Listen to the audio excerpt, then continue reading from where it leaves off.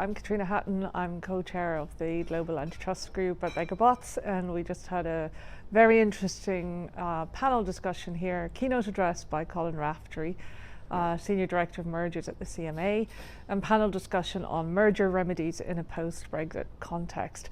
This turned out to be perfect timing for the discussion in light of the CMA's blocking Microsoft proposed acquisition of Activision, while the European Commission cleared the deal with the same remedy package that the CMA rejected.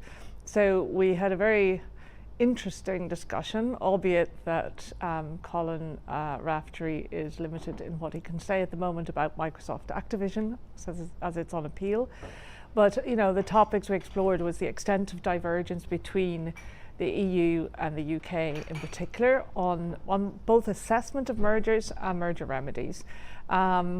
And whether the CMA is really open to accepting behavioural remedies, if the door is open there to still considering them as a solution, particularly in vertical mergers, or in light of what we've seen in Microsoft Activision, has the door now been shut? I think everybody agrees there is obviously some divergence between the EU and the UK. I mean, interestingly, Colin pointed to different substantive tests as being part of the reason.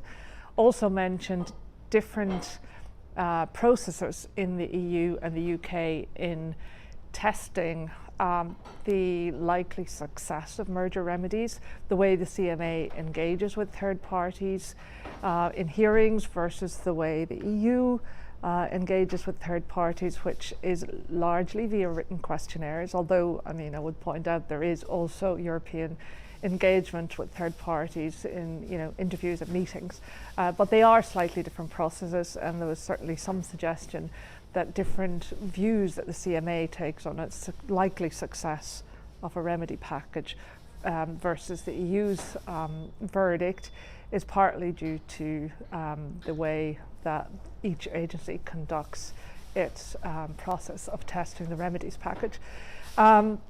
So a lot to discuss. I think on behavioural remedies, Colin did agree that the CMA is still open to assessing potential behavioural remedies to address issues particularly in vertical mergers. But that being said, and it was sort of clear from the overall discussion that there's not a lot of room for parties, I think, to craft the ideal remedy that will withstand CMA scrutiny. Interesting discussion. Still need to see what the outcome will be of the Microsoft appeal of the CMA's decision in Activision. There's certainly a lot more cases in the pipeline, which will also test the EU-UK convergence divergence. And there's a call, as we've seen from the head of the CMA, Sarah Cardell, to prioritise a formal cooperation agreement between the European Commission and the CMA, because as yet, post-Brexit, we don't have such a cooperation agreement, even though in practice the agencies do cooperate. For clients, obviously very difficult to navigate this world of US, EU, UK in particular, divergence, and hard to sort of predict outcomes. But that seems to be set to be a feature of the system for some time to come.